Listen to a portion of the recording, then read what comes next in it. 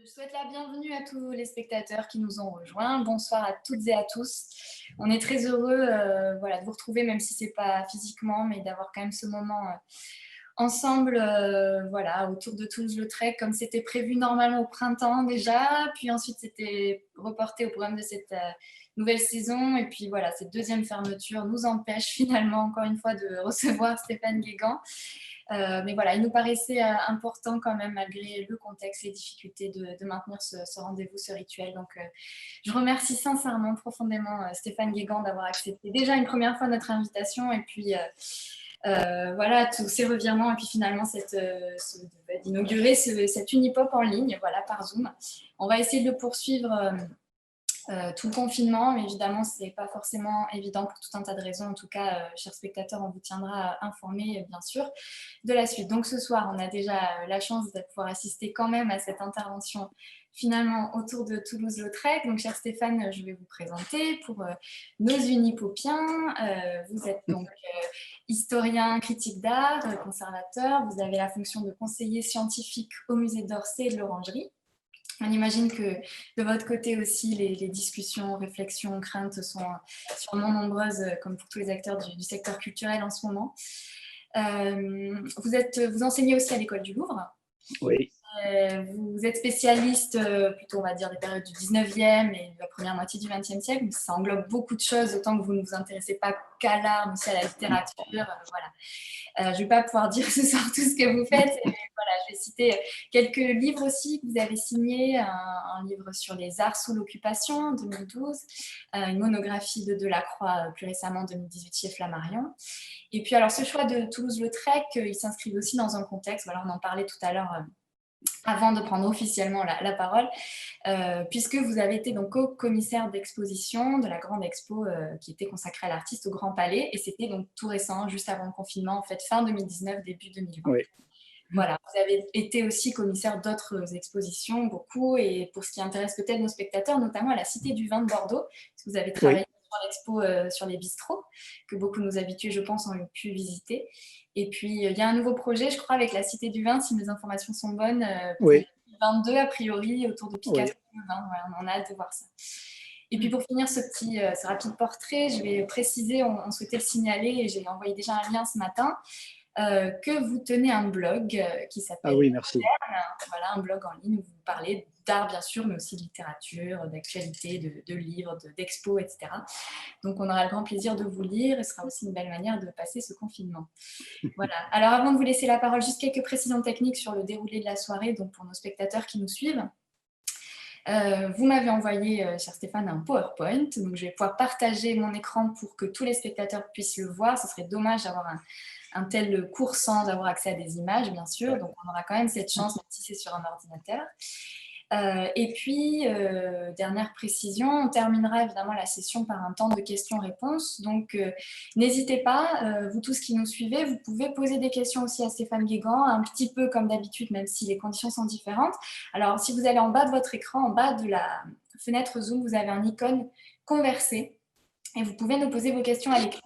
Vous pouvez aussi les poser pendant la conférence, on les prendra à la fin, on les lira à la fin de la conférence. Et puis, si vous souhaitez, et on le fera avec plaisir, hein, si vous acceptez, ce sera un peu plus vivant, vous pouvez aussi nous rejoindre à l'écran pour voilà, avoir un échange en live. Vous avez un autre icône juste à côté qui est lever la main. Et si vous cliquez dessus, ça vous permet de vous signaler. Donc, je sais que vous voulez prendre la parole. Voilà, quelqu'un vient de le tenter, je ne vais pas vous inviter tout de suite. Et voilà, on pourra peut-être avoir un échange réel à la fin.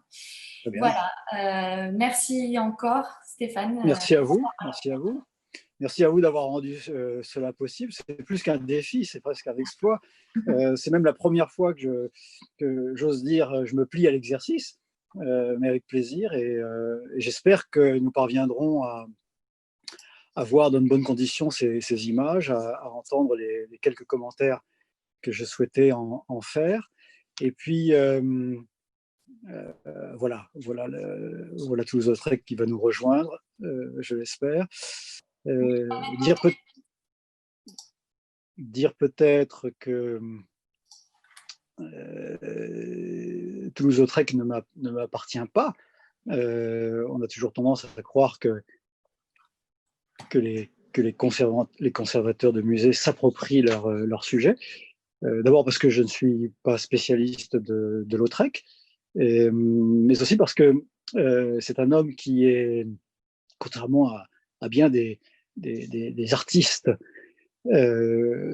dits modernes, c'est un homme qui vient d'une région qui n'est pas très éloignée de Bordeaux. Et d'ailleurs, il est mort en 1901 à l'âge de 37 ans dans les bras de sa mère, la comtesse Adèle, au château de Malromé, château, si j'ose dire, de l'entre-deux-mers, et qu'il vous faudra visiter après le confinement, puisque cette maison a été récemment restaurée et qu'elle est visitable.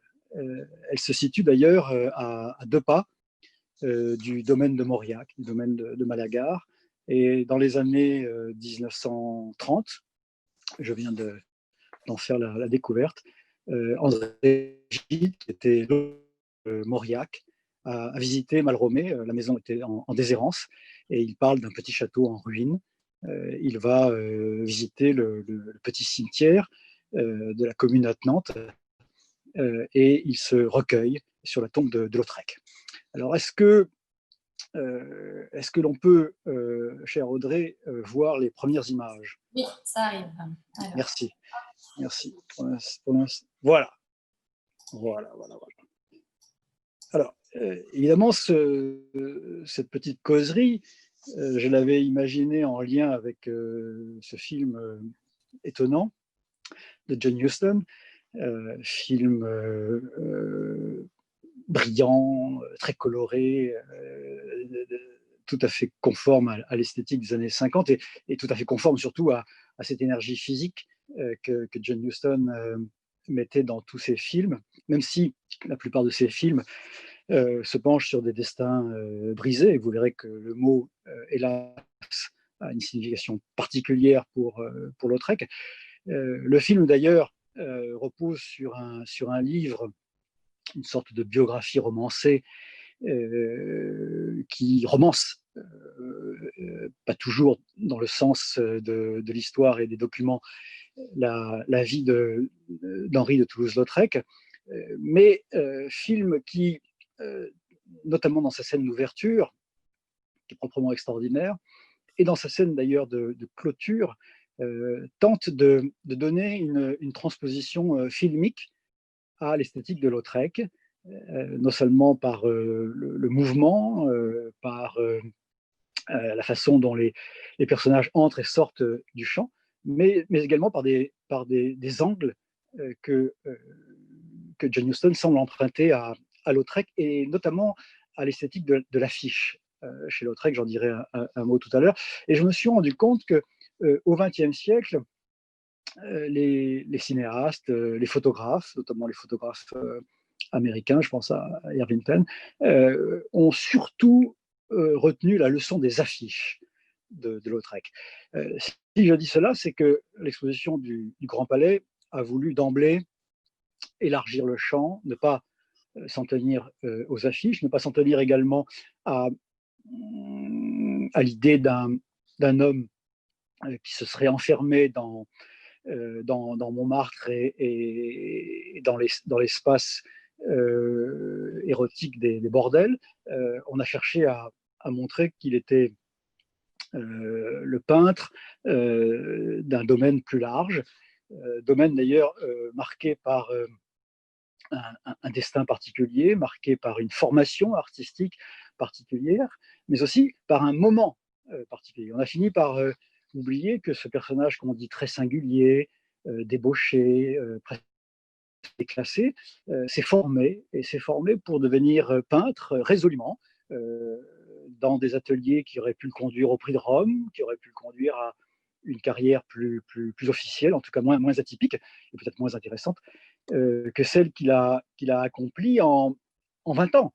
La carrière de Lautrec, elle débute au début des années 1880, sous la Troisième République, et elle s'achève donc au tout début du XXe siècle, au moment où la jeune peinture, je pense surtout à Picasso qui idolâtrait Lautrec, eh bien, fait de lui un de ses modèles. Alors vous avez devant les yeux deux images qui montrent que ce personnage avait une sorte de vocation cinématographique. D'abord parce qu'il aimait se déguiser, il aimait se travestir pour non seulement égayer son entourage, c'est quelqu'un qui n'a jamais vécu seul, qui a aimé l'amitié, qui a été très entouré, qui a vécu, tout en laissant une œuvre considérable, des milliers de tableaux, des milliers de gravures et affiches, comme je l'ai dit, en 20 ans. Cela prouve qu'il n'a pas seulement abusé des plaisirs, il a été également un artiste dédié à son art. Euh, voilà donc Lautrec en samouraï. Si je vous montre cette photo, c'est que ce document nous rappelle aussi que Lautrec est l'héritier d'une culture qui est celle, si j'ose dire, des châteaux, et qui est celle plus particulière de son père. Le père de Lautrec est très original. Il a d'ailleurs très vite vécu assez librement. Et s'il n'a pas tout à fait compris l'art de son fils Henri, le seul fils d'ailleurs qui est survécu au couple, cela ne doit pas nous empêcher de penser qu'il y a un vrai lien culturel, familial entre lui et l'artiste. D'ailleurs, c'est un monde où on dessine, c'est un monde où on peint. Alors on peint des tableaux de chasse, on peint des cavaliers, car le père de Lautrec était un grand chasseur. Et Lautrec était destiné à le suivre sur ses traces, à devenir lui-même un seigneur sur ses terres. Et dans la vie, il a toujours vécu dans une certaine aisance. Et surtout, il est celui qui va apporter à la peinture parisienne une culture qui lui est totalement étrangère. Donc goût pour les jeux de société, goût pour les tableaux vivants, goût également pour les arts, puisque Princeteau, qui est d'ailleurs un artiste qui lui aussi appartient à l'ère culturelle, j'ai envie de dire, de la Gironde, eh bien Princeteau est un ami du père de Lautrec, et c'est lui qui va donner des leçons de peinture, des leçons de dessin au petit Henri, qui, à l'époque de l'adolescence, au moment où il reçoit ses premiers rudiments, ne se s'est pas encore promis à une vraie carrière. On voit dans sa correspondance naître un esprit très singulier, curieux de la nature, curieux des animaux, curieux de l'art et de la littérature, mais qui bien sûr ne peut pas imaginer qu'il va devenir un peintre à part entière. Et puis il y a ces accidents qui correspondent à l'adolescence. Il a 14-15 ans, il se brise les deux fémurs. Longue convalescence pendant laquelle d'ailleurs il lit, il vit auprès de sa mère, la comtesse Adèle dont j'ai parlé, et puis où bien sûr, puisque tout vient chez les peintres au même moment, l'accident, l'éveil de la sexualité, la réflexion sur lui-même, on peut imaginer que la peinture, dans la mesure où un certain destin aristocratique lui est désormais fermé, eh bien, le destin de l'art s'ouvre à lui, et cet autoportrait en homme tronc est bien sûr très touchant, puisqu'il ne représente pas ses membres inférieurs qui désormais ne lui permettent plus de chevaucher, ne lui permettent plus de tenir son rang dans la société aristocratique du Sud-Ouest, et puis ce regard de défi qu'il se lance, et que le miroir et la peinture nous renvoient. L'image suivante, s'il vous plaît. Les tout premiers exemples de son art sont également pleins de l'humour qui n'a jamais quitté cet homme. On dirait aujourd'hui qu'il n'a jamais cessé d'être un enfant, un adolescent assez expiègle. Je vous conseille la lecture de sa correspondance, notamment sa correspondance familiale, c'est celle qui est la plus abondante. Il parle très bien à ses grands-mères de ses lectures et également de ses voyages, de ses médecins, de tous les traitements qui tentent de remédier non seulement à son infirmité, mais à des maladies plus congénitales. Il était amoureux d'une de ses cousines, ce qui est aussi un trait familial, et là aussi sa correspondance amoureuse d'adolescent est tout à fait intéressante et éclaire la personnalité. On la sent également dans ce dessin, qui nous rappelle aussi que ces familles, Lautrec et Céléran, sa maman était Céléran, avaient des domaines viticoles près de Bordeaux, mais aussi près de Narbonne, à Céléran, ou près de Rodez, dans le château du Bosc. Bref, on vivait sur ces terres, on vivait du vin également. Et le vin a bien sûr une importance décisive dans sa vie, puisque sa famille en tire une partie de son économie, mais c'est aussi un homme qui va beaucoup boire, et boire bien, comme on le dirait aujourd'hui. Ce n'est pas un alcoolique banal, contrairement à sa légende. Vous voyez ici donc une famille face au phylloxéra, et voilà ce qu'en tire, dans ce dessin très drôle, le jeune Lautrec. On peut dire que cette veine drôlatique, caricaturale, ne va jamais le quitter, et surtout va migrer dans sa peinture, la peinture qui va le faire connaître à partir de la fin des années 80. Je disais qu'il était aussi l'homme d'une époque, il ne faut pas l'oublier. Cette époque, c'est celle de la Troisième République, celle qui voit à partir de 1879 s'établir donc un régime plus démocratique que ne l'était la Troisième République jusque-là, et un régime qui promeut le naturalisme au salon. C'est le moment de Bastien Lepage, c'est le moment de l'Hermite, c'est le moment où la peinture héroïse les travailleurs de la terre, mais également met en scène, en image, tout du moins, tout son programme social et sanitaire. C'est aussi le moment où le naturalisme en littérature fait débat. C'est le moment de l'Assommoir, c'est le moment où mon cher Huysmans entre aussi en scène, c'est le moment où Edmond de Goncourt publie à nouveau des romans qui ont trait à la prostitution, qui ont trait à la vie présente. On ne peut pas ne pas imaginer que Lautrec n'ait pas tirer un enseignement de tout ça. Son choix, le choix qu'il fait des premiers ateliers où il va se former, qu'il s'agisse de Bonnat, un homme du Sud-Ouest d'ailleurs, ou de Cormon, eh bien, ce sont des choix qui sont conformes à l'ère du temps et conformes à ce qu'un jeune artiste de 20 ans, il est né en 1861, il entre chez Bonnat en 1882, donc, eh bien, ce qu'un jeune artiste de 20 ans pouvait envisager comme une voie riche de possibilités et riche de succès. L'image suivante vous montre justement un, un projet d'illustration. C'est ce fameux roman d'Edmond de Goncourt, fille Elisa, qui fera l'objet donc d'un début d'illustration de la part de Lautrec bien plus tard. Et c'est un roman qui paraît à la fin des années 1870, et on peut estimer que Lautrec ait lu ce livre, qui est un des plus intéressants quant à la peinture.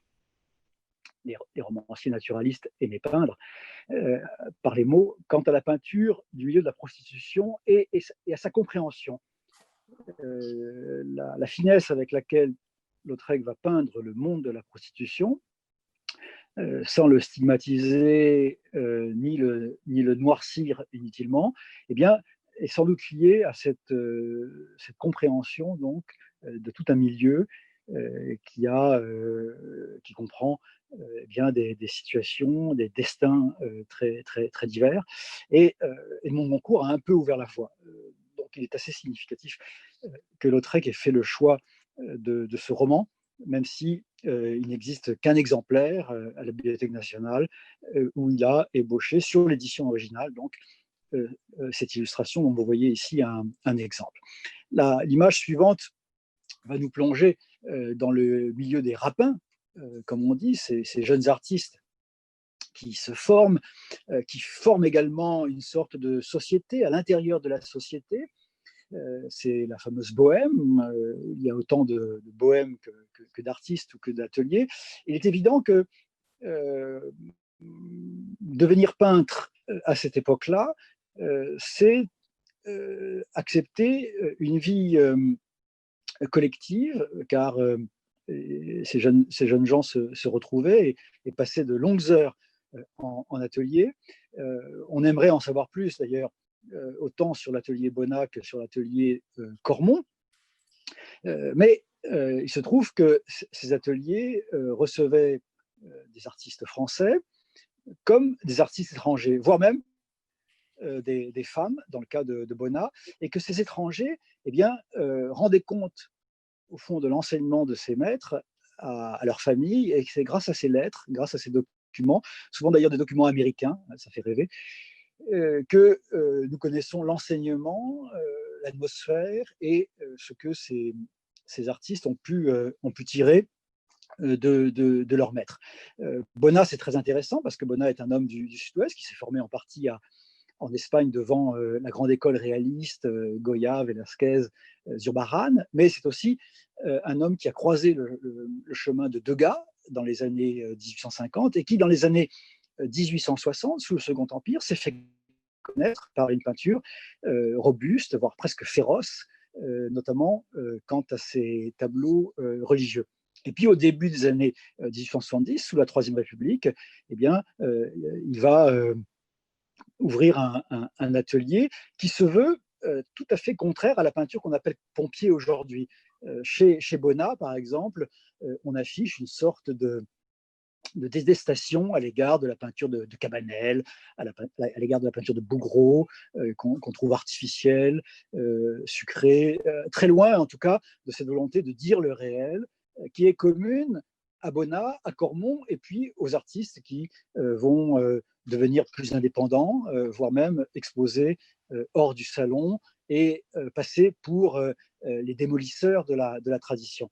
Au fond, le 19e siècle a produit plusieurs traditions, et cette tradition qui passe par Courbet, Manet, Degas, Bonnat, Cormon, aboutit à ces artistes qui vont se croiser chez Bonnat et Cormon. Et ce ne sont pas des gens anodins, puisque Lautrec va faire la connaissance d'un certain Van Gogh, qui débarque à Paris au printemps 1886, d'Anquetin, d'Émile Bernard, qui ont, eux, connu Paul Gauguin, et qui vont eh bien, ensemble se détacher de l'enseignement de leur maître, tout en retenant cette leçon qui vise à introduire définitivement dans la peinture une forme de naturalisme équivalente à celle du roman. On va voir comment cette alchimie eh bien, s'installe et quelles images elle produit au début des années 80. Vous avez devant les yeux une chose amusante, pour la première fois d'ailleurs montrée en exposition au Grand Palais il y a quelques mois. Dans la partie supérieure, donc, une grande peinture de Puvis de Chavannes, un des artistes les plus renommés de cette époque-là, mais dans un genre et une esthétique tout à fait contraire à celle de Cormon et Bonnat. C'est le bois sacré cher aux arts et aux muses, qui avait connu son petit succès au salon de 1884. Et puis dans le bas de l'écran, son pastiche, une sorte de charge féroce et drôle, où l'on voit donc surgir au milieu de ces figures éthérées, eh bien, tout simplement l'atelier l'atelier Cormon, on distingue le jeune Lautrec qui urine. Le geste est bien sûr désacralisant, blasphémateur. Et puis, Anquetin est aussi identifiable parmi ces jeunes rapins qui viennent bousculer ce monde très, très épuré, très éthéré, qui était celui des allégories de Puvis de Chavannes. Donc il y a là une sorte d'attentat, mais aussi de manifeste de tout un groupe qui est celui de l'atelier Cormon. Et quand je vous disais que le maître s'opposait à l'esthétique d'un Cabanel ou d'un Bouguereau, c'est encore plus vrai de ses disciples. Bon, vous allez voir la confirmation de ce que je vous disais, de cette transmission très intéressante entre un art un peu oublié, qui est celui de ces maîtres qui tenaient des ateliers, et puis la jeune génération. Vous avez à gauche un dessin de Cormon. Alors Cormon, pour ceux qui connaissent bien le musée d'Orsay, ou qui ont feuilleté le dictionnaire Larousse du 19e siècle, car cette image il triomphait, c'est le peintre du Caïn, du salon de 1881. Alors le Caïn, c'est donc à la fois une vocation de la Bible, du premier meurtre, au fond, du premier meurtre qui est une sorte d'allégorie du premier déicide. Eh bien, Caïn a valu à Cormon un succès immédiat, et c'est d'ailleurs à la suite de cela qu'il ouvre un atelier. C'est aussi une illustration de la légende des siècles de Victor Hugo. Et ce qui est intéressant dans le cas de Cormon, c'est un artiste qui est à la fois un des grands représentants de ce nouveau naturalisme des années 80, mais aussi un peintre lettré. Et chez qui se prolonge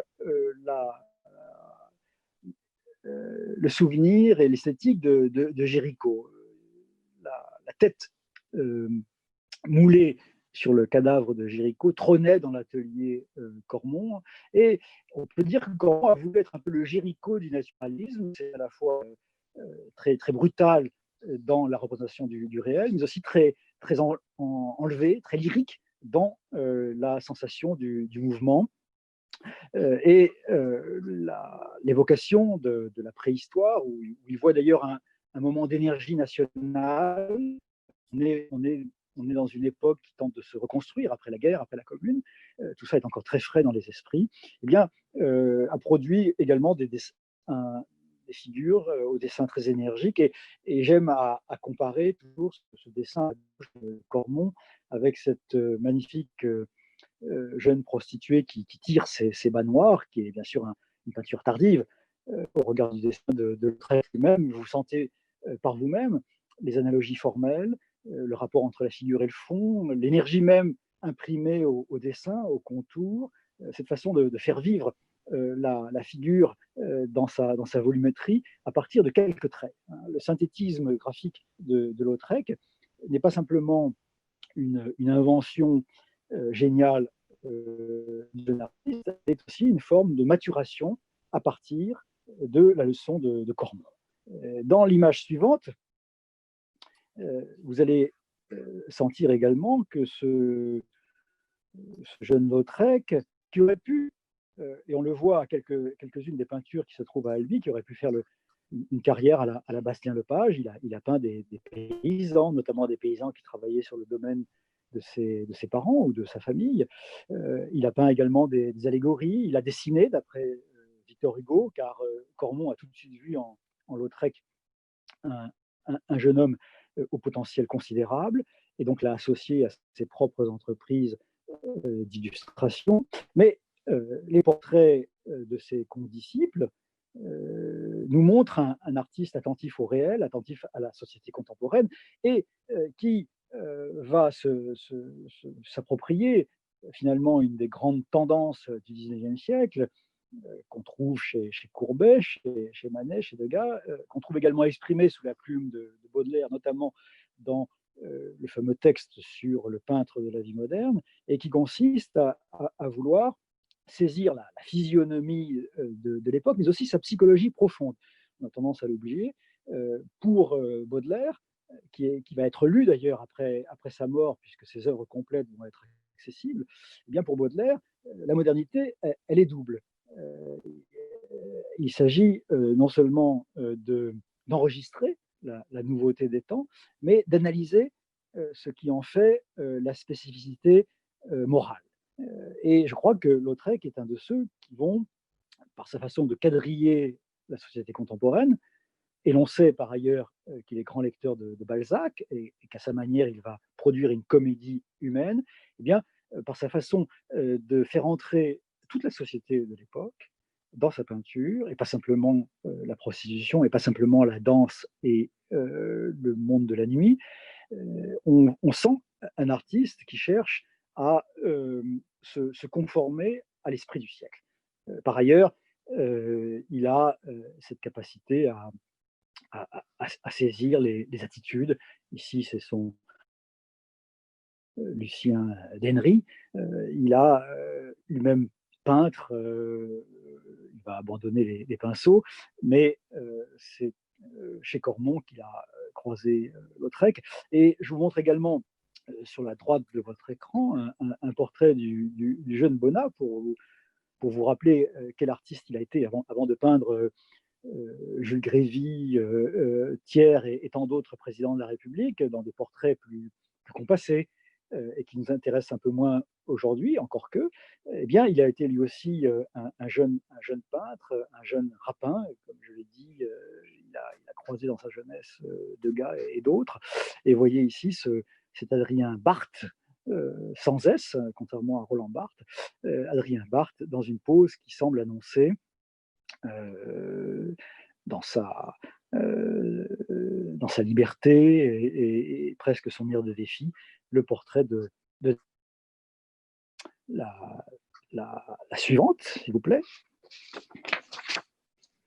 Nous entrons là maintenant véritablement dans les premiers chefs-d'œuvre du jeune Lautrec, encore que il aura fallu un certain temps pour les déclarer tels, puisque cette peinture extraordinaire du musée de Wuppertal en Allemagne n'avait pas été montrée, par exemple, lors de la précédente rétrospective du Grand Palais dans les années 1990, quand on considérait que les tout premiers pas de Lautrec étaient trop marqués justement par ce naturalisme de salon, trop marqués par la peinture de ses maîtres, peut-être trop marqués par une sorte de puissance physique, de présence incarnée qui allait s'alléger, c'est vrai, dans le style futur du jeune artiste. Moi, j'ai tenu parce que ce tableau est extraordinaire, j'ai tenu à sa présence dans l'exposition du Grand Palais, dans la mesure où je voulais montrer aux visiteurs d'où Lautrec venait et à quoi il est resté fidèle, vous le verrez tout à l'heure, jusqu'à sa mort. Et puis, c'est un nu extraordinaire, d'une impudeur totale. C'est sans doute, comme la photographie découverte par mes collègues suisses lors d'une exposition à Berne le prouve, c'est sans doute Suzanne Valadon qui a posé à la fois pour la photographie et pour la peinture. Il ne me semble pas que la photographie soit la seule source du tableau. Suzanne Valadon et Lautrec vont connaître une idylle pendant 2 ans. On aimerait d'ailleurs en savoir plus. Suzanne n'est pas encore le peintre que l'on connaît. Elle est un modèle qui passe d'ailleurs de l'atelier de Cormon à celui de Stevens à Lautrec. C'est une femme magnifique et on le sent. On sent cette séduction, ce charme opéré sur le peintre. Et ce que l'on mesure ici aussi, c'est bien sûr ce qu'il a retenu de Cormon et Bonnat, c'est ce que j'appelle cette puissance d'incarnation qui permet finalement, qui dote la peinture d'une capacité à exister, à se hisser à l'existence réelle dans l'imaginaire du spectateur. L'écran suivant va nous montrer que les femmes ont joué un rôle décisif dans l'affirmation du premier style de Lautrec. Il avait le béguin, nous disent ses premiers biographes, pour Carmen Godin, une rousse extraordinaire qui nous échappe en partie. Elle aussi, comme Suzanne, a posé pour les artistes et nous la trouvons sous de multiples aspects et sous des angles très différents dans la peinture du premier Lautrec. Vous en avez ici deux exemples qui d'ailleurs témoignent de cette distance qui est celle du respect que Lautrec va mettre dans toute sa peinture. D'ailleurs, je suis toujours étonné qu'on parle de lui comme d'un artiste, d'une sorte d'érotomane, de débauché qui aurait finalement communiqué à tous ces sujets son propre goût pour le mal, la pérversité, le sexe. C'est un homme de plaisir, c'est sûr, mais sa peinture est pleine de respect pour ses motifs et notamment pour les motifs féminins. Finalement, il y a très peu de peintures proprement impudiques. Il n'y a jamais de pornographie, il n'y a jamais de sensualité tapageuse chez Lautrec. Il y a simplement une présence érotique, mais, si j'ose dire, partagée, admise par le peintre et son modèle. Il aime notamment montrer ses modèles préférés dans une sorte de repli rêveur. C'est le cas par exemple du tableau très très beau de la Fondation Thyssen. Dans l'image suivante, vous allez également retrouver Suzanne. J'aurais pu vous montrer également à nouveau Carmen sous d'autres éclairages. Ces deux dessins nous rappellent aussi que Lautrec a très bien compris qu'il fallait utiliser tous les moyens de diffusion pour se faire connaître. Le salon officiel, même si dans les années 80, eh bien, la tutelle de l'État, qui avait longtemps pesé sur le salon, eh bien, cette tutelle cesse. Et le salon donc cesse de pouvoir être dit officiel, mais il est encore dominé par les artistes qui, si j'ose dire, en étaient les maîtres depuis le Second Empire, Jérôme, Cabanel, Bouguereau. Et à l'évidence, ce n'est pas un espace disposé à montrer la peinture de Lautrec et de ses amis. Donc il va trouver d'autres espaces, d'autres moyens pour donner une visibilité à sa peinture. Le premier espace, c'est le dessin d'illustration, le dessin de presse. Vous en avez deux exemples ici. En tout cas, ils sont préparatoires à des dessins de presse. On y voit d'ailleurs Suzanne. J'ai parlé du goût du travestissement de Lautrec. Suzanne, eh bien, se plier à toutes sortes de petits scénarios. C'est le côté cinématographique de Lautrec sans doute. Ici, en, en consommatrice, le menton dans le menton dans la paume, comme comme les artistes aimaient à le faire quand ils peignaient des mélancolies. Là, il ne s'agit pas d'une image mélancolique, simplement une sorte d'instantané de ces femmes au café, entre deux verres et peut-être entre deux sentiments. Et puis, il y a cette très belle qui est trop fort, Lautrec, à l'endroit de il a beaucoup dit dans sa correspondance, et d'ailleurs, il lui a bien rendu, puisque après avoir vu quelques-unes de ses œuvres. La blanchisseuse nous frappe également par l'usage que Lautrec fait de l'espace, la dynamique qu'il imprime à l'image, et cette dynamique va frapper je l'ai dit tout à l'heure, va frapper les cinéastes, notamment John Huston. Et je ne saurais trop vous conseiller d'au moins voir la scène d'ouverture de Moulin Rouge pour comprendre ce que je veux dire par là. Les autres espaces qui s'ouvrent à Lautrec sont assez singuliers. C'est notamment une sorte de restaurant dans le quartier de Clichy, dit c'est le Grand Bouillon. Le nom indique qu'il s'agissait d'un lieu populaire, et c'est ce lieu que les artistes vont utiliser. Quand je dis artistes, il s'agit de Lautrec, il s'agit d'Émile Bernard, d'Anquetin et de Lautrec, pour organiser une exposition collective à l'hiver 1887 de leurs œuvres. Alors c'est intéressant cette date, parce que 1886, eh bien, c'est la dernière exposition des impressionnistes, et 1887, c'est donc le moment où ces artistes, d'ailleurs, qui se disaient les impressionnistes du petit boulevard, pour rappeler que leur sujet était plus populaire, leur manière plus expressive, plus brutale, eh bien, décident de se montrer ensemble. C'est aussi le moment où Lautrec fait ce très beau portrait de Vincent van Gogh, qui a appartenu aux frères Van Gogh, et qui est aujourd'hui à Amsterdam, avec les tableaux que vous savez. Il faut d'ailleurs s'arrêter sur ce portrait pour deux raisons. Il nous montre ce très beau profil un peu impérial, hein, de l'artiste qui travaille au café devant son verre d'absinthe. Et puis à l'arrière-plan, on distingue des estampes japonaises. Nous sommes au Tambourin, du nom d'un café-restaurant qui appartenait à une des maîtresses de Lautrec, de Vincent Van Gogh, pardonnez-moi.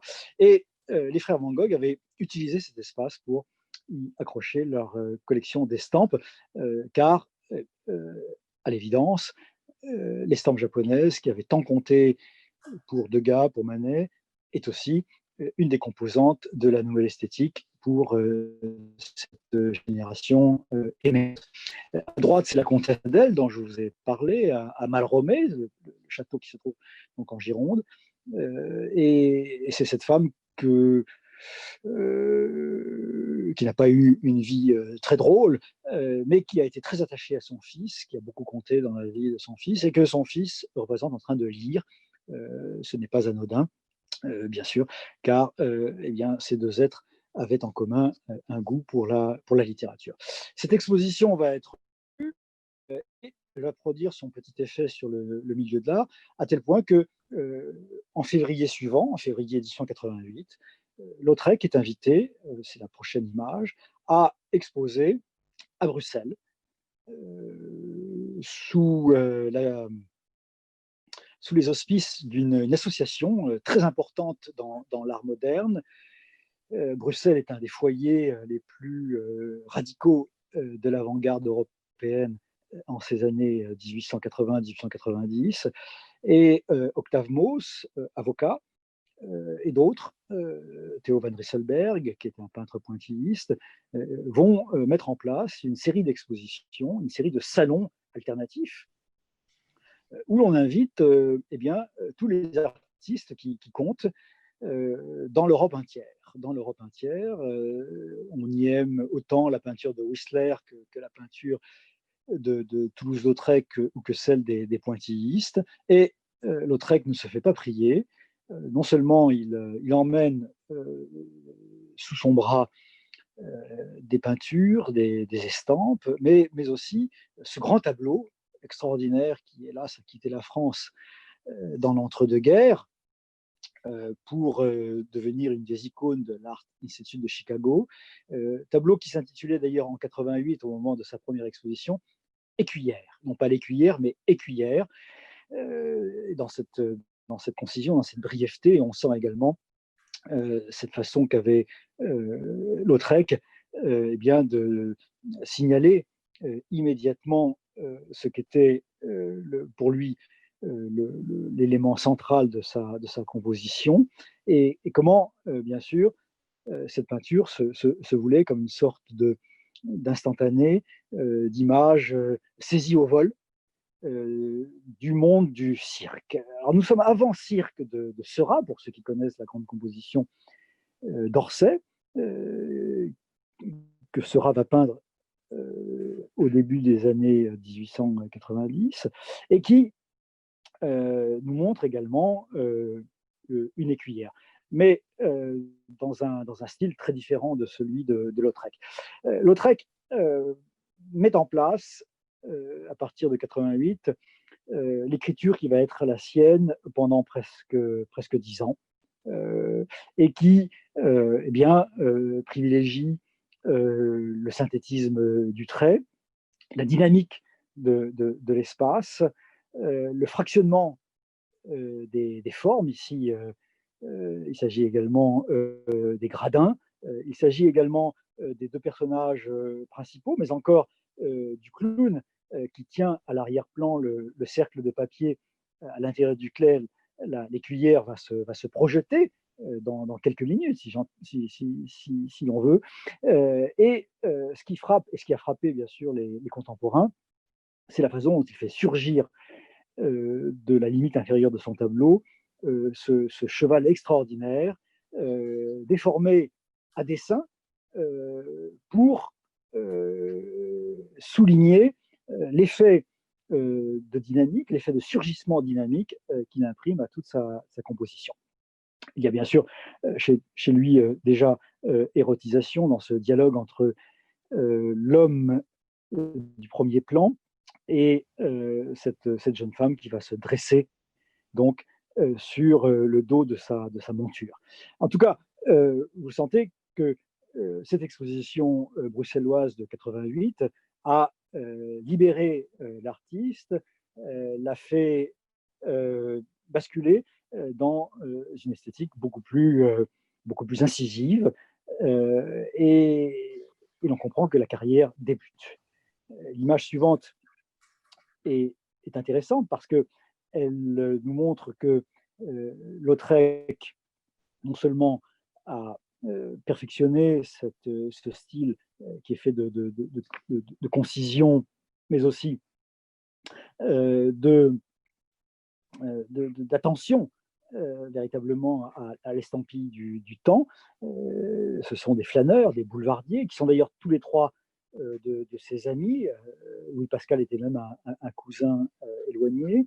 Eh bien, ces trois peintures ont été montrées au Salon des Indépendants de 1891, preuve que Lautrec cherche absolument tous les espaces qui lui sont offerts pour montrer sa peinture en dehors donc du Salon des artistes français, qui était une sorte de salon officiel en quelque sorte, ou en tout cas où régnaient d'autres valeurs esthétiques.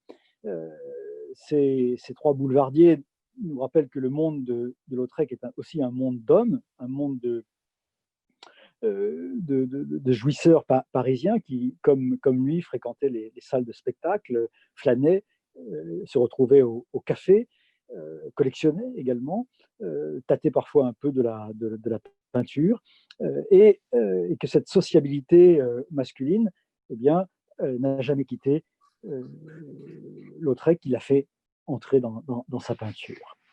La suivante.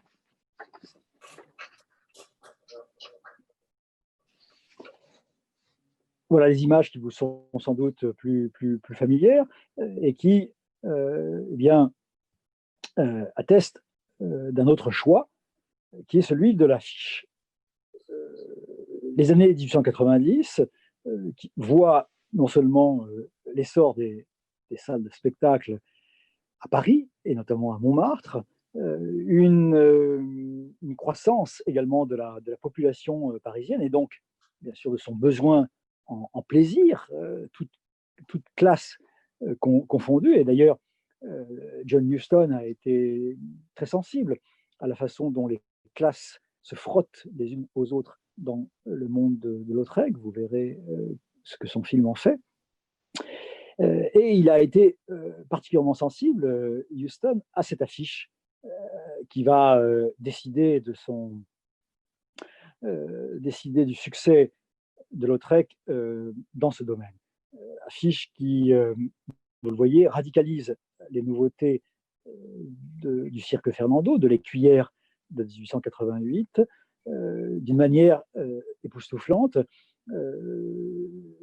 Juste un exemple, la zone ovoïde et abstraite teintée de jaune que vous voyez à gauche de l'affiche, qui est elle-même à droite de l'écran, eh bien, c'est la traduction hyper synthétique de l'éclairage au gaz de la salle du Moulin Rouge, laquelle salle d'ailleurs était toute récente, Ce sont les propriétaires du Moulin Rouge qui avaient lancé, qui avaient mis au concours cette seconde affiche. La première affiche avait été réalisée par Chéret, et Lautrec est très fier d'avoir remporté le concours pour la deuxième affiche. Vous voyez ce qu'il en fait, avec donc les personnages qui, bien sûr, étaient centrales au Moulin Rouge et qui en avaient fait le succès, la fameuse Goulue. La Goulue qui va rester très attachée à son peintre. C'est d'ailleurs une des rares personnes qui tutoie Lautrec. Dans la correspondance de Lautrec, il y a 2 lettres étonnantes de la Goulue, notamment quand elle va vouloir faire une carrière indépendante du Moulin Rouge, et où elle va faire appel à nouveau à Lautrec pour assurer sa publicité, car ce monde du plaisir qui se renouvelle dans les années 1890, c'est aussi le monde de la réclame, le monde de la publicité. Nous entrons réellement dans ce que nous connaissons, et il suffit d'aller au Moulin Rouge aujourd'hui pour savoir combien le succès ne s'est jamais démenti, et combien d'ailleurs ce public très touristique et très international vient chercher au Moulin Rouge quelque chose du monde de la Goulue et de Lautrec, notamment parce que ce public a été formé par la vision du film de John Huston et de tous ces films qui ont évoqué Montmartre et le monde de Lautrec. L'image est très indécente, en tout cas, elle, elle, se, elle tend à l'indécence. La Goulue est montrée ici dans la fameuse position du coup de cul, qui avait fait en partie son succès. Et c'est le fameux cancan, danse qui était restée interdite pendant les premières années de la Troisième République sous l'ordre moral, qui avait connu un début de succès à l'époque romantique et qui va renaître, je crois que c'est le mot, après 1879 et notamment dans les années 90. Et Lautrec, friand bien sûr de ces turbulences nocturnes, a su les traduire mieux que d'autres. Ce qui est aussi formidable dans cette affiche, c'est sa titraille très moderne, Moulin Rouge, Moulin Rouge, Moulin Rouge, comme si on entendait quelqu'un faire la réclame, hein, comme dans le futur Parade de Picasso et Cocteau. Et puis, en ombre chinoise, à l'arrière-plan, le public lui-même, le public à qui cette affiche s'adresse, est présent dans l'image même, une dimension réflexive dans cette image qui prouve que, eh bien, sous ces dehors un peu chahutés, avec la présence du désossé au premier plan, qui lui, en tout cas, dessine un geste presque obscène, eh bien, cette image est liée à une réflexion plus profonde sur l'esthétique moderne. L'image suivante nous permet de rester un peu dans ce milieu désormais indétachable de Lautrec. Nous sommes au Moulin Rouge avec ce grand chef-d'œuvre de Chicago. Vous voyez que Chicago est véritablement une sorte de musée Lautrec aux États-Unis. Et nous retrouvons Lautrec et son cousin, Tapier de Céléran, qui, comme j'aime à le dire, traverse l'image dans sa largeur, à la manière d'un Hitchcock dans ses films futurs. Eh bien, c'est aussi le petit monde de Lautrec, ses amis IES. C'est peut-être Jeanne Avril que l'on voit en rousse éclatante de dos. Ce que la radiographie ou ce que l'examen de cette image, ce grand tableau nous a également appris, c'est qu'à la manière de Degas, Lautrec a ajouté une bande de toile qui correspond au visage vert à droite de la composition, comme s'il avait senti le besoin d'ajouter à cette scène presque silencieuse et peut-être un peu trop passive, trop éloignée du spectateur, ce visage qui est tourné vers nous et qui nous interpelle à la manière du masque d'une comédienne japonaise. L'image suivante est très célèbre et je dois dire qu'elle est miraculeuse. Elle vient du Figaro illustré, je crois qu'elle date de 1903. Nous sommes à la foire du trône où la Goulue eh bien, achève une carrière peut-être moins brillante que ses débuts, mais où elle se produit dans une sorte de baraque, laquelle baraque était ornée à la manière de deux écrans de cinéma. Nous sommes en 1895, l'année des projections des Frères Lumière. Eh bien, ces deux panneaux sont visibles ici. La photographie est très précieuse parce qu'elle nous montre le dispositif d'ensemble. Elle nous montre également comment Lautrec a conçu ces deux panneaux, où la Goulue voyait une forme de publicité directe. Il s'agissait de mobiliser l'attention du flâneur. Hein, et en cela, cette baraque de la Goulue annonce le dispositif imaginé par Cocteau et Picasso en 1917. Les deux peintures sont montrées ici dans leur état, j'ai envie de dire 1903, beaucoup plus coloré, plus dense et également un tout petit peu plus haut et large que ne le sont les deux panneaux, image suivante, du musée d'Orsay. Ces deux panneaux du musée d'Orsay, eh bien, ce sont bien sûr les deux grands chefs-d'œuvre restés en France, avec les peintures d'Albi. Ah, vous m'entendez encore? Oui, oui. Ah, voilà, elles reviennent, pardonnez-moi. J'ai eu un moment d'angoisse. Ces deux panneaux ont fait l'objet d'un sauvetage, on peut le dire miraculeux, dans les années 1920. Un critique avait signalé qu'un marchand de peinture pas très bienveillant les avait découpés et que les fragments allaient être vendus séparément. Et donc l'État est intervenu. Cet État qui avait beaucoup négligé jusque-là Toulouse-Lautrec, laissant partir les grands chefs-d'œuvre dont je vous ai déjà parlé, eh bien, les fragments vont être acquis et recousus. Et puis, il manquait un morceau au rébus qui va être acheté et offert à l'État par un collectionneur privé. De sorte que nous pouvons aujourd'hui montrer ces peintures dans lesquelles Thaddée Latenson, grand critique de la Revue Blanche, grand ami de Lautrec, l'époux de Missia, et dont je vais dire un mot, eh bien, Thaddée Latenson voyait dans ces panneaux les chefs-d'œuvre de Lautrec, et notamment pour lui une forme d'accomplissement esthétique des peintures où Lautrec avait réussi à concilier son esthétique propre et la plus grande tradition. À gauche, c'est le monde d'où vient la Goulue, et la peinture est bien sûr riche en écho à l'affiche que je vous montrais. Et à droite, c'est un aperçu des nouveaux numéros de la Goulue. Elle avait en partie orientalisé son registre. C'est la danse mauresque, peinture étonnante car proprement cinétique. Lautrec utilise la fragmentation de la trace colorée pour nous donner l'impression de voir s'élever véritablement la jambe de la danseuse au-dessus de ses admirateurs. Et quels admirateurs!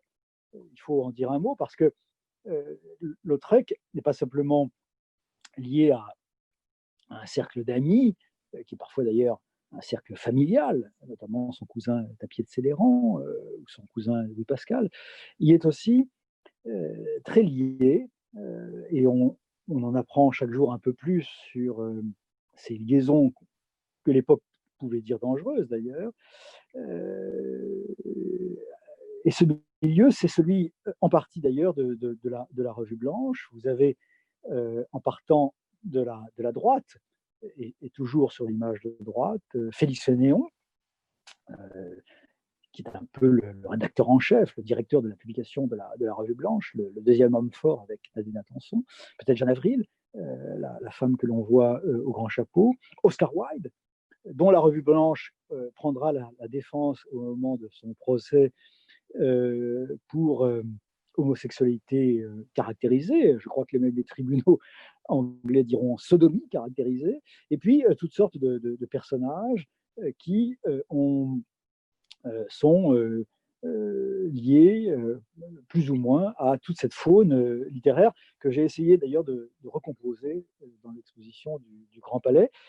L'image suivante, s'il vous plaît. Et, ces connexions entre Lautrec et le milieu littéraire, poétique, théâtral, hein, c'est aussi un milieu qui fait la promotion du théâtre d'avant-garde, notamment du théâtre de l'Uniepo, hein, ce théâtre qui se débarrasse pratiquement de tout décor, qui rompt avec les lumières de la rampe, qui permet à ces acteurs de jouer parfois dos au public, enfin, qui réinvente complètement la dramaturgie théâtrale. Eh bien, Lautrec a finalement senti la nécessité quasi historique d'enregistrer cette liaison entre la peinture d'avant-garde et les milieux littéraires. Alors, je ne pouvais pas quitter les panneaux de la Goulue sans rapprocher, comme Tadé Atenson le suggère dans ce livre qu'il a consacré à Lautrec et que j'ai d'ailleurs réédité à l'occasion de l'exposition, dont je vous conseille la lecture, c'est l'un des plus beaux jamais écrits sur Lautrec. Et il y a Tadé Atenson va jusqu'à comparer la danse mauresque avec son double registre, le registre du public et le registre de la performance, le registre finalement terrestre et celui presque divin du merveilleux forain. Eh bien, il en vient à comparer cette peinture de Lautrec à rien moins que la transfiguration de Raphaël au Vatican. Et ce qui peut passer pour une note d'humour, car Tadé Atenson a émaillé son livre sur Lautrec de notes humoristiques, est au fond profondément juste et profondément significatif. La suivante, s'il vous plaît. Nous restons avec le milieu de la Revue Blanche, et on retrouve donc la réclame, la promotion, l'affiche, l'estampe, les programmes de théâtre. Lautrec a produit un très très grand nombre d'images semblables. C'est ici ses amis Coulus et Oscar Wilde, à nouveau représentés ici en tant qu'auteurs d'avant-garde, liés à la renouveau de la scène théâtrale des années 1890 et notamment du théâtre de l'œuvre. La suivante.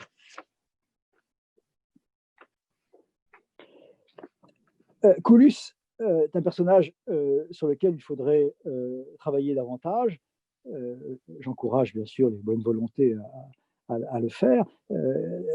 Il a témoigné également de son amitié pour Lautrec. Il a fréquenté également les hauts lieux des plaisirs parisiens avec son ami. C'est aussi un homme de théâtre. Il a laissé quelques comédies, quelques vaudevilles, comme il le disait, assez savoureux. Il a voyagé également avec Lautrec. Et manifestement, il partageait l'amour de la peinture espagnole de Lautrec. Et quand Lautrec a fait son portrait magnifique, qui se trouve à Albi, je n'ai pas souligné bien sûr la nécessité de se rendre à Albi pour voir Lautrec, c'est une chose bien connue. Eh bien, à Albi, vous retrouverez ce visage en lame de Tolède, où Lautrec a véritablement imprimé son goût pour Gréco. On est au tout début de ce que j'appelle le gréquisme. Gréco a été peu montré par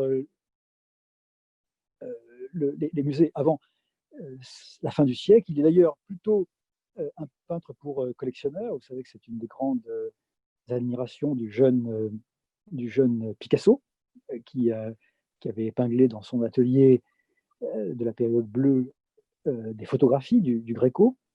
Et Gréco a été soutenu également par la France. Ça commence avec Théophile Gautier, avec Mérimée, et puis avec Huysmans. Et puis, c'est la génération de Lautrec qui prend le relais. Et cette peinture est tout à fait caractéristique de ce dialogue entre la modernité parisienne et Gréco. La suivante, je souhaitais bien sûr, avant de quitter le monde de la scène, parler d'Yvette Guilbert, parce que Yvette Guilbert a été une de ces stars. Le mot doit commencer à se répandre dans le monde non anglo-saxon, qu'a croisé Lautrec et pour lequel il a travaillé. Yvette Guilbert était trop soucieuse de sa carrière et de ses émoluments pour confier des affiches à Lautrec, et Lautrec a multiplié les projets avortés. Ça nous vaut quand même cette grande peinture d'Albi qui est extraordinaire, et où l'on voit comment fonctionnent également les signes picturaux chez Lautrec. C'est ici la petite robe d'Yvette Guilbert, son petit nez retroussé et ses gants noirs surtout, qui à eux seuls vont finir par identifier dans l'esprit collectif, la conscience collective, l'artiste elle-même. Les années 90 voient d'ailleurs ces vedettes de la scène fixer une apparence vestimentaire qui devient inséparable donc de leur identité scénique. Là encore, nous sommes devant cette capacité qu'a Lautrec de saisir une figure, une physionomie, une posture scénique, et de se situer à la lisière de la caricature. Nous sommes presque tombé dans le caricatural, mais la caricature, il la réserve à ses études préparatoires. Il se trouve que cette peinture a paru trop expressive, trop féroce à Yvette Guilbert, mais il n'y a pas volonté caricaturale, en tout cas chez Lautrec. Il cherche l'expression, il cherche à véritablement intensifier par le dessin l'expression physionomique et bien sûr l'impact de l'image sur le spectateur. L'image suivante. Audrey, je vous laisse le soin de contrôler mon temps de parole, car je suis sans montre. L'image suivante est très célèbre et elle fait écho à ce que je vous disais à propos de la fille Elisa. Elle fait écho aussi, bien sûr, à un des grands courants d'inspiration du 19e siècle et de l'art de Lautrec. Évidemment, dans le contexte actuel, qui a vu s'affirmer un nouveau mouvement féministe, qui a vu s'affirmer un nouveau discours sur les femmes, des images comme ça peuvent être mal comprises. Il ne s'agit pas pour Lautrec d'ignorer les mécanismes sociaux de la prostitution. Il a précisément lu La fille Elisa, dans un roman dans lequel tout ça est très, très clair. Ceci dit, la vie en usine pour ces jeunes femmes qui venaient souvent d'un milieu populaire était parfois plus dure encore que la vie en maison, comme on disait. Et en usine, vous savez sans doute, s'exerçait parfois le droit de cuissage. Bref, le milieu de la prostitution est un milieu qu'il faut redécouvrir, en tout cas pour ce qu'il est au XIXe siècle. Et par ailleurs, comme La fille Elisa le montre, comme d'autres romans le montrent, comme d'autres enquêtes le montrent d'ailleurs, puisque c'est un milieu très contrôlé par la puissance publique, qui exerce un contrôle sanitaire, notamment très pointilleux, contrôle sanitaire d'ailleurs qu'évoque sans doute le grand tableau que vous avez devant les yeux à travers la figure de droite. Eh bien, ce monde est aussi riche en destins singuliers. On se prostituait parfois quelques mois, quelques années, et puis on sortait de ce milieu-là parce que il n'y avait pas d'autres alternatives. On perdait un mari, on perdait un emploi, on avait charge d'âme. Et puis, il y a ces jeunes femmes, parfois ces adolescentes même, qui entraient en prostitution pour y vivre autrement que dans l'espace domestique, précisément sous l'autorité d'un mari. Bref, tous les destins sont possibles dans ce milieu-là, et il faut en tenir compte, car l'image qu'en donne Lautrec est aussi variée que, que ce monde-là. Et je n'ai retenu ici que cette peinture parce elle est particulièrement intéressante et puissante, mais par vous-même, regardez comment il montre la prostitution et vous y verrez que Lautrec, loin d'être licencieux, loin de, voire même de sombrer dans le scabreux, comme le fait Degas, par exemple, l'un de ses maîtres, eh bien, s'en tient à une image très, très grave parfois, très, très respectable, très noble aussi, de ces femmes qu'il a bien connues et qui l'ont bien connu. Car la légende qui veut qu'il ait beaucoup fréquenté les maisons est avérée. Il a même peut-être parfois élu domicile pour quelques jours dans les bordels qu'il connaissait bien. Et il a su d'ailleurs en parler mieux que d'autres. Notamment, il a su enregistrer avec soin le dispositif presque théâtral et qui ressemble à celui des grands cafés avec ses miroirs, ses éclairages, tout ce mobilier qu'il a, grâce à lui, véritablement, on peut se faire une idée très, très, très plaisir, très plaisir et très précise, joli lapsus, de cette économie du plaisir et du désir que les maisons closes mettaient en œuvre. Ce qui est très, très, très touchant d'ailleurs dans ce grand tableau de la rue des Moulins, c'est la petite pointe de chair apparente qu'il nous fait voir dans la figure au premier plan, laquelle d'ailleurs est disposée à la manière d'un antique très célèbre. Lautrec connaissait bien ces classiques. Et entre la combinaison et le bas noir, il laisse comme une sorte de lueur furtive, très baudelairienne, briller donc un peu de chair humaine. L'image suivante va vous confirmer, j'espère, ce que je viens de vous dire, car Lautrec n'est pas le peintre de la femme, mais il est le peintre des femmes. Et il donne à cette série de gravures inspirées par les séries d'estampes japonaises qui décrivaient le monde de la prostitution, il donne un titre très, très caractéristique, Elle au pluriel.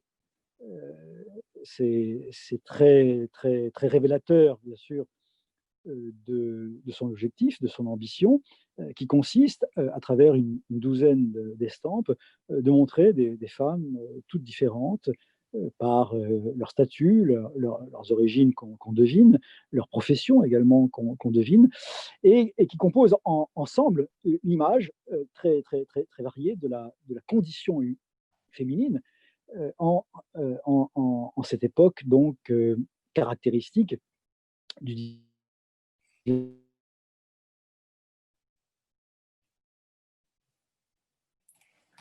déjà. Et comme le disait Claire Fraîche, que je salue parce que elle était conservatrice au musée d'Orsay où j'y suis entré il y a de longues années et qui s'était occupée de la rétrospective de 1991. Ce elle est aussi est aussi un vous, car ce chapeau, au premier plan, eh bien, introduit eh bien, une sorte de présence masculine, in absentia, dans la série. Voilà donc le frontispice, l'estampe de couverture, en quelque sorte, et puis à gauche, cette extraordinaire chose peinte.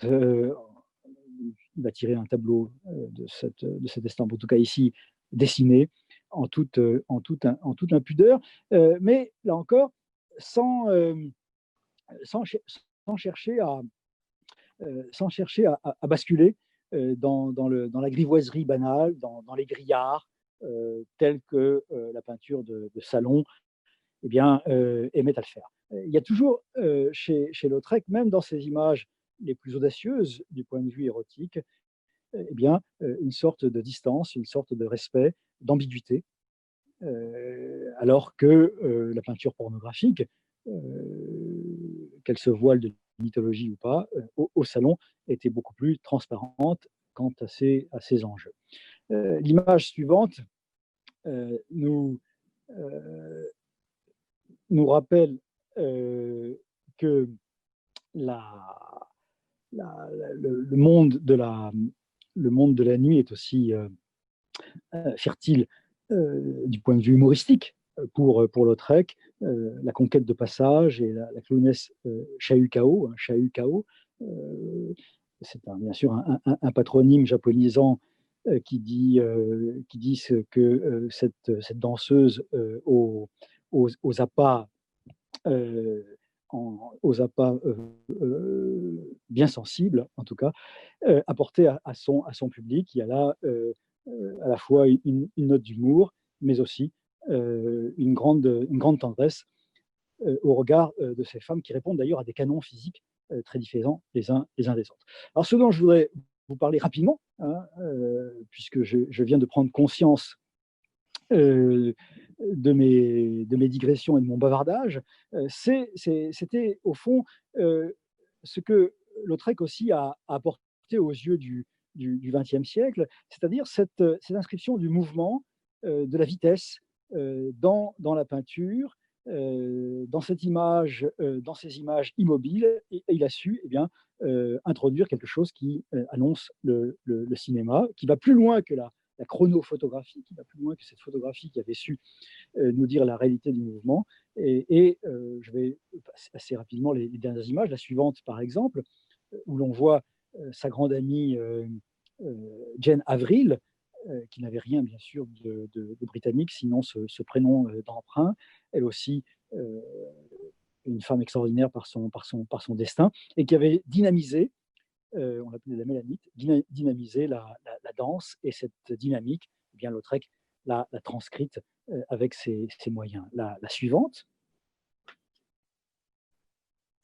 ce seront mes dernières images. La suivante nous confronte à un personnage que vous connaissez sans doute très bien, c'est cette américaine Loy Fuller, qui elle aussi est une des grandes vedette de la danse moderne, et qui, elle, va avoir une descendance tout au long du XXe siècle. Là encore, nous sommes en présence de quelque chose qui est proprement cinématographique, et il va s'espacer une dizaine d'années entre les images de Lautrec et les fameux films que l'on voit sur YouTube, ou les photographies qui tentent de restituer cette danse des voiles sous des éclairages d'ailleurs colorés, à partir desquels Loy Fuller avait véritablement transfiguré la danse. La vitesse, on la retrouve également, l'image suivante, dans les deux écrans qui viennent. C'est par exemple dans cette affiche extraordinaire qui vante les mérites d'une chaîne de vélo, laquelle était représentée par un ami de Lautrec, Louis Bouglet. Et là encore, dans ce panoramique, et avec les moyens seuls du graphisme, nous sommes déjà dans le cinéma. Je voulais vous quitter avec, si j'ose dire, la dernière image ou le dernier panneau de l'exposition elle-même. Vous me pardonnerez l'image qui est un peu floue, mais dans laquelle j'avais souhaité rappeler que Lautrec était resté jusqu'au bout. Il s'agit vraiment de ses tout derniers tableaux. On y voit son ami Joyan, qui a été d'ailleurs son premier historiographe, l'un de ses marchands, et puis on peut le dire, l'inventeur du musée d'Albi, Joyan ici en chasseur, image un peu incongrue d'ailleurs, puisqu'il tient un fusil sur une barque de pêche. Mais je rapproche, voilà, l'image revient, c'est la suivante. Voilà. J'ai rapproché ces deux versions donc, du portrait de Joyan d'une petite étude faite chez Cormon par le tout jeune Lautrec. On possède d'ailleurs une image assez semblable dans l'œuvre de Van Gogh. On peut imaginer les deux jeunes gens peignant d'après ce plâtre, lequel était une copie d'un buste florentin de Pollaiolo. Donc un exercice académique comme comme on les imposait à l'époque. Mais ce qui est frappant, c'est que eh bien, cette image est restée gravée dans la mémoire de Lautrec et il l'a fait ressurgir pratiquement au moment où il va disparaître dans le portrait de Joyan.